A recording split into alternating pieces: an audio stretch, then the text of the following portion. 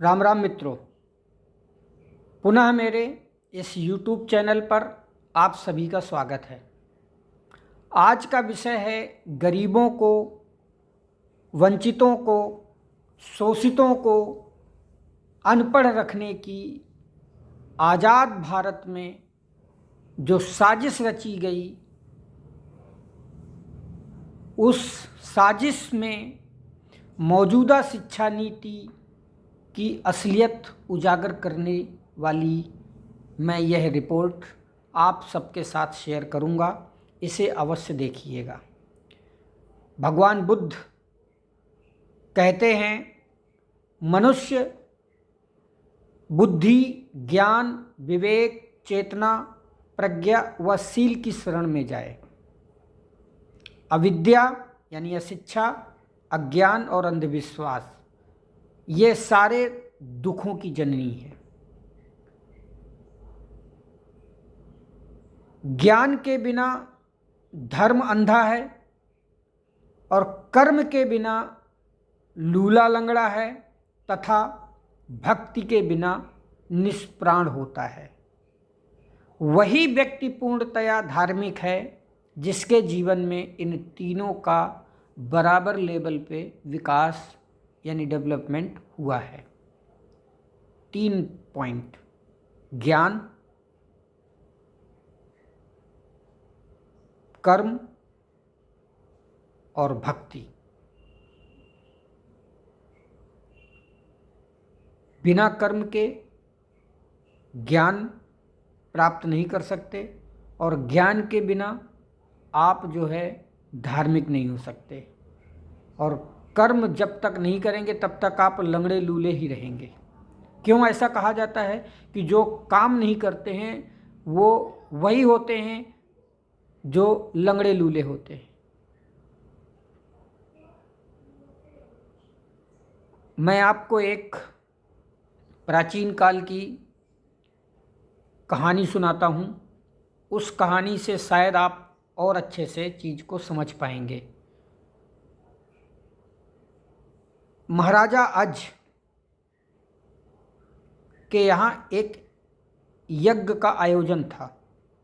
तो एक दिन महर्षि वशिष्ठ जब प्रधान पुरोहित का कार्यभार संभालने जा रहे थे तो रास्ते में उन्हें एक दंडी नामक व्यक्ति मिल जाता है। बड़ा व्यथित था वो, और जैसे ही वो महर्षि वशिष्ठ को देखता है वो अपना दुखड़ा रोने लगता है। बोलता है, देव, मैंने श्रमशीलता में कोई कसर शेष नहीं रखी, मैंने सदा अच्छा आचरण किया, अनेक ग्रंथों का अध्ययन किया, फिर भी मैं अपने आप को अपूर्ण पाता हूँ। मेरा हृदय सूना सूना है। तो महर्षि वशिष्ठ हंसे और बोले कि हे दंडी, तुमने कर्म और ज्ञान की उपासना तो कर ली, किंतु तुम्हारा जो भाव पक्ष है यानी कि जो भक्ति का पक्ष है वो उपेक्षित रखा तुमने। यह उसी का परिणाम है कि तुम ऊने तथा सूने हो। अब तुम स्नेह बांटो, बदले में 10 गुना पाओगे। सब जीवधारियों में, जड़ पदार्थ, वृक्ष, वनस्पति, पशु पक्षी और मनुष्यों में अपनी आत्मा के दर्शन पाओ। इससे तुम्हारा जीवन सही मार्ग पर चलेगा और व्यापक होगा। तुम्हें आनंद मिलेगा, संतोष प्राप्त होगा।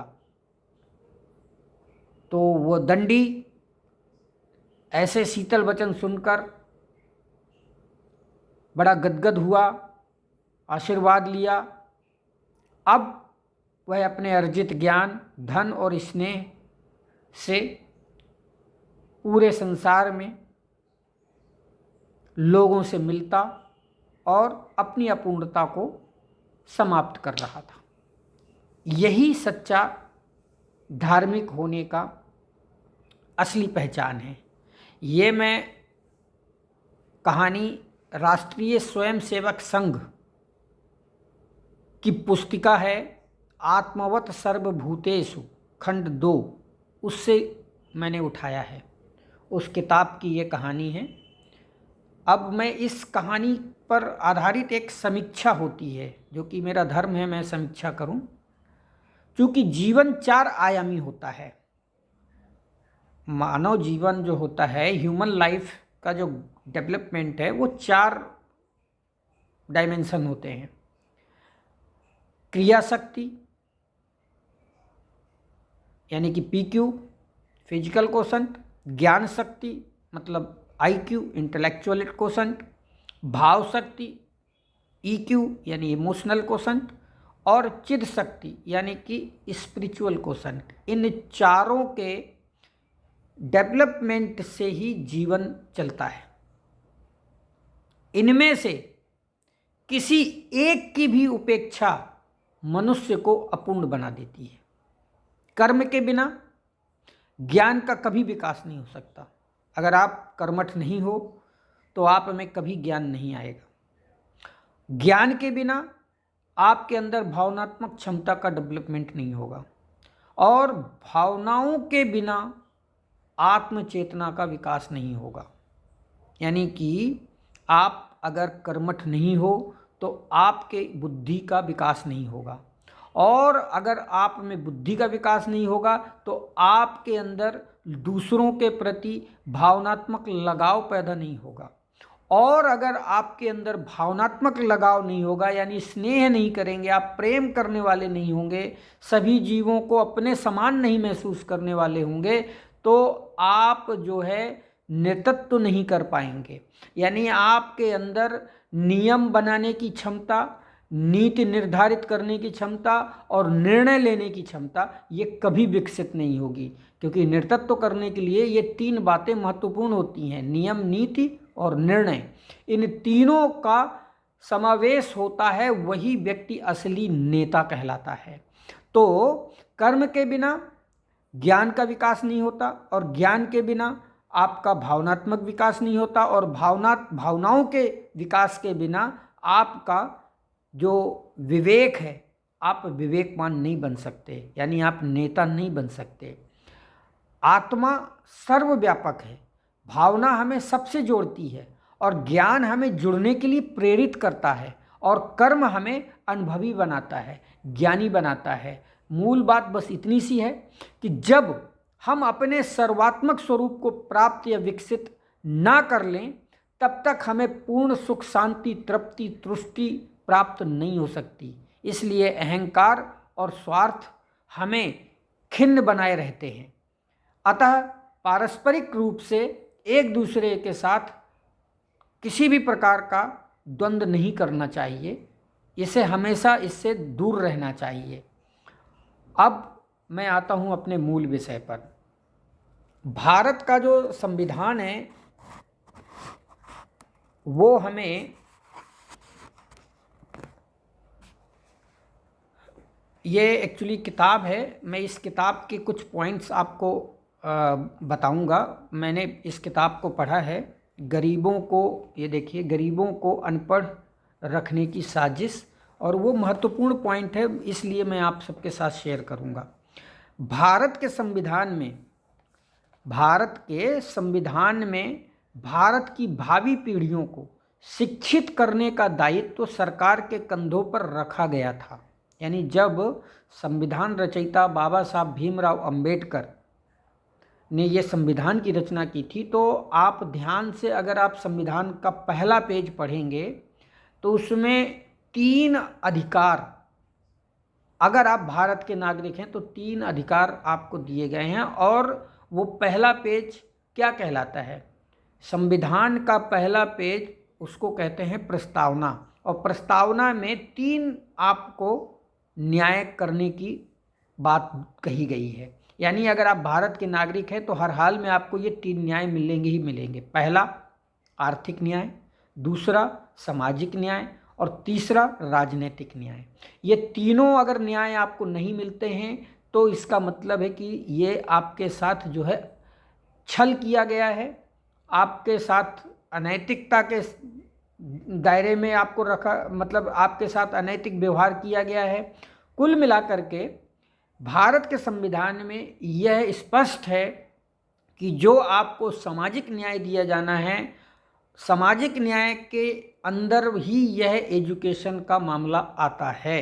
और एजुकेशन का मामला जब तक आपका कंप्लीट नहीं होता है तब तक आपको आर्थिक न्याय मिल ही नहीं सकता है, क्योंकि आर्थिक न्याय मिलेगा उसी को जिसकी बुद्धि विवेक काम करेगा। और बुद्धि और विवेक तभी काम कर सकता है आप जब तक आपके एजुकेट नहीं होते हैं। और एजुकेशन के लिए ज़रूरी है अवसर और संसाधन, और अवसर और संसाधन देना यह हमारे देश की, हमारे प्रदेशों की सरकारों का प्रथम दायित्व लिखा गया है।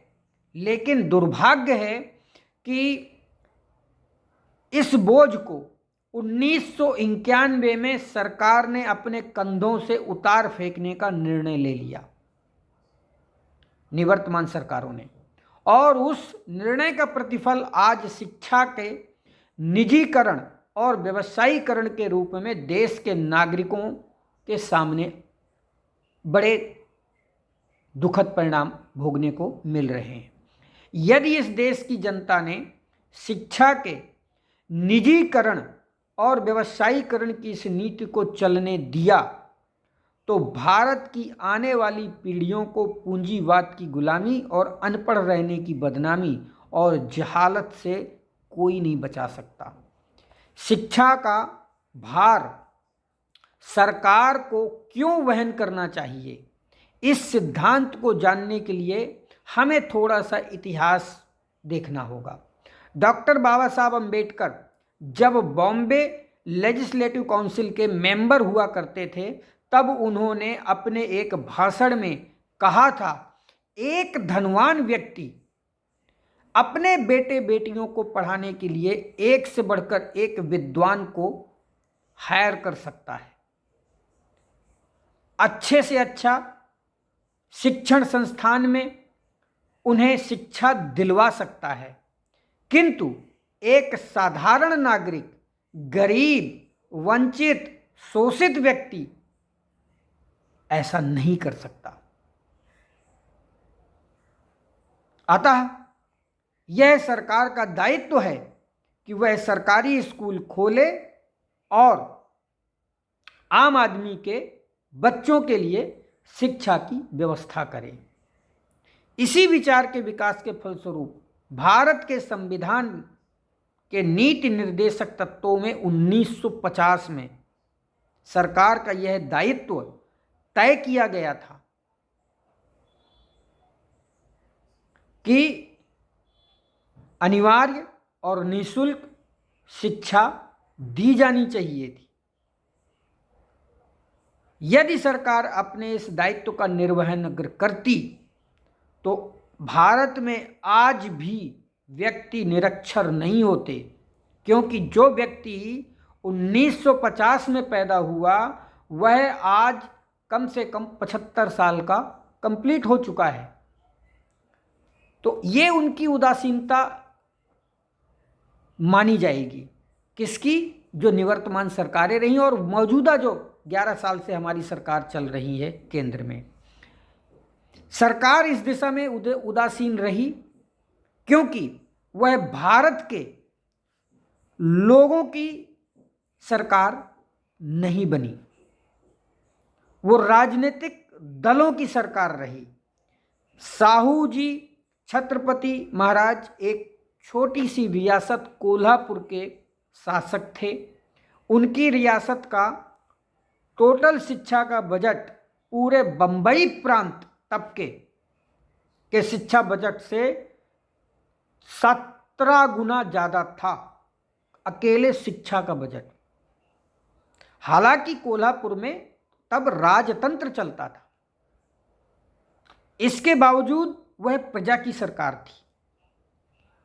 भारत सरकार भी ऐसा कर सकती थी, किंतु सरकार ने शिक्षा पर पूरे बजट का यानी टोटल बजट का 4% से कभी आगे गई ही नहीं।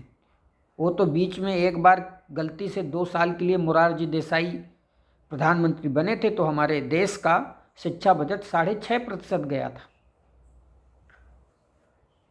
सरकार के शिक्षा के प्रति उदासीन रहने के अन्य कारणों में से सबसे प्रमुख कारण यह भी था कि शिक्षा प्राप्त करने के बाद अनुसूचित जाति, अनुसूचित जनजाति तथा पिछड़ी जातियां और दलित समाज के लोग सरकारी सेवाओं में आ जाएंगे। तो सरकार यानी भारत के जो शासक थे और जो शोषक थे वो अल्पजन थे, और इन अल्पजनों के सारे समीकरण गड़बड़ा जाते। अगर शोषित, वंचित, दलित, अनुसूचित जाति, अनुसूचित जनजाति और पिछड़ी जातियों के लोग भर भर के आ जाते तो इनका मामला खेल ही खराब हो जाता। तो भारत के ये जो कार्यक्रम चलाया गया शिक्षा नीति का, वो सरकारी शिक्षा नीति को निजीकरण के हाथों सौंप दिया कि जिसके पास पैसा होगा वो पढ़ाएगा अपने बच्चों को, जिसके पास पैसा नहीं होगा वो हमारी गुलामी करेगा।